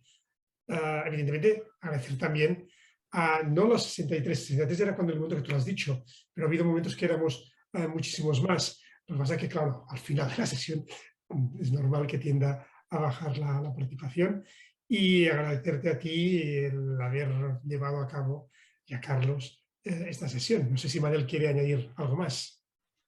Bueno, yo no quiero alargarme, todos son agradecimientos, y ahora de hecho iba leyendo los comentarios que la gente nos está dejando, y de verdad emociona mucho ver que hay gente de lugares tan queridos y tan cercanos a la vez tan lejanos, ¿no? Pero nos sentimos muy cerca, gente de Valparaíso, gente de Buenos Aires, gente de Lima. Bueno, para mí realmente me está emocionando leyendo la procedencia de los mensajes, y mensajes con tanto cariño y agradecimiento. Por tanto, el agradecimiento yo lo quiero devolver a todos los que nos han estado escuchando, a los panelistas, a David por el gran papel que ha hecho moderando a tantas personas, y a Carlos, que ha estado detrás de manera invisible, pero bueno, ha hecho posible que fuéramos visibles y se nos escuchara tan lejos. Gracias a todos y a todas. Está pidiendo esa frase sobre cómo acceder al libro. Hay, digamos, por un lado, hay el libro físico que se puede pedir a través de librerías. Digamos, la edición SUB tiene contactos con muchas librerías en América Latina y en España. Lo que pasa es que funciona a demanda, es decir, que vas a ir a tu librería, lo pides y el distribuidor al cabo de un tiempo te lo hace llegar. Sé que está llegando, pero eso va con contagotas. Y luego hay la posibilidad, evidentemente, de comprar la versión online, que se puede hacer también en la propia página web de V Ediciones, o por Amazon, o por otros sistemas, digamos, conectando con librerías que tienen este servicio. Con lo cual, eso sería un poco las posibilidades. Es decir, el libro online quizás es el más fácil, creo que está alrededor de 10 euros, y el libro papel, depende de dónde lo compres, quizá el precio puede fluctuar. No tengo aún suficiente información sobre eso. Sé que el libro en papel en España está a 24 euros el precio de venta público, y bueno, a veces esas cosas cuestan que circulen, lo sabemos, pero bien, la versión online como mínimo es muy fácil de conseguir. Muy bien, pues entonces nos vamos algunos a cenar, algunos otros a comer, así que acabamos aquí. Muchísimas gracias a todos.